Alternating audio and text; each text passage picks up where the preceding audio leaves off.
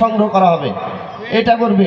তারপরে আমাদের ইউনিয়ন পর্যায় থেকে শুরু করে একজন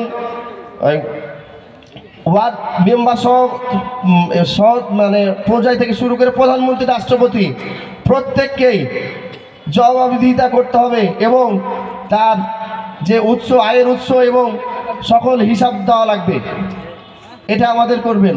এবং রাষ্ট্রপতি এবং প্রধানমন্ত্রী একবারে বেশি দুইবার হতে পারবে না, কারণ একবারে বেশি দুইবার যদি হয়ে থাকে, আপনার ইউনিয়ন চেয়ারম্যান হোক, মেম্বার হোক, দেখবেন তারা স্বৈরাচারী হয়ে যায়। কি হয় না? একবার চাই, দুইবার চাই, তো তিনবারে বাড়ার চাই না।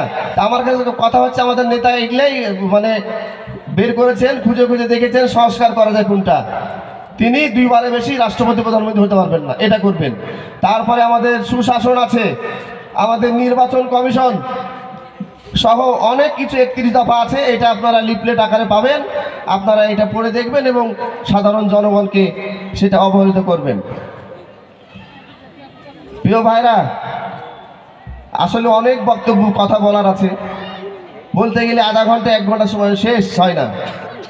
আমাদের এই হাসিনা সরকার, স্বৈরাচারী সরকার 5 বছরে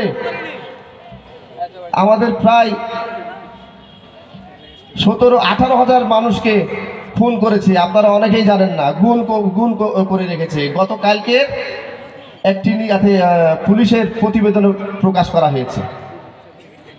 তাই আমি আরেকটি কথা বলতে চাই, পুলিশ ভাইরা, আপনারা এখনো যারা মনে করছেন হয়তো এলোমেলোভাবে আবারও হয়তো ভারত থেকে চলে আসবে, এসে ক্ষমতায় বসবে বা আপনাদেরকে বিশৃঙ্খলা করার জন্যই করছে, আপনারা ভুলে যান, এই ছাত্র জনতা এবং বিএনপির নেতৃত্বে এই শেখ হাসিনা ভারত থেকে যেসব অপকর্ম করছে, এই যে আমাদের সংখ্যালঘু হিন্দু, বৌদ্ধ, খ্রিস্টান, আপনারা মসজিদ জোগালেন, কি বলছে, পূজা মণ্ডপ, আর আপনাদের উপরে গুলি চালালো, আপনাদেরকে মারতে মারতে আমাদের এই যে এক ভোরকে মেরে ফেললো ইসকনের নেতা। এটাই হচ্ছে মুসলিম এবং এই হিন্দু। তো যতই ষড়যন্ত্র করুক, ইনশাল্লাহ এই জাতীয়তাবাদী শক্তি এবং ছাত্র জনতা এই হাসিনাকে সফল করতে দিবে না। সকল কিছু আমরা প্রতিহত করব ইনশাল্লাহ। এবং আমি সাবেক ভূমিমন্ত্রী, এই আসনের বারবার এমপি কবির হোসেনের সঙ্গে রাজনীতি করেছি, কিছুদিন হয়তো বা 15-20 বছর রাজনীতি করার সুযোগ হয়েছে।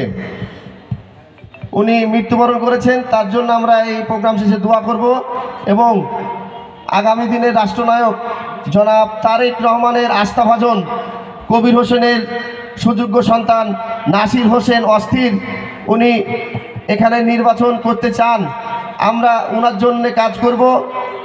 সকলেই সুসংগঠিত হব যেন ধানের শীষের প্রার্থীকে আমরা বিপুল ভোটে জয়লাভ করতে পারে।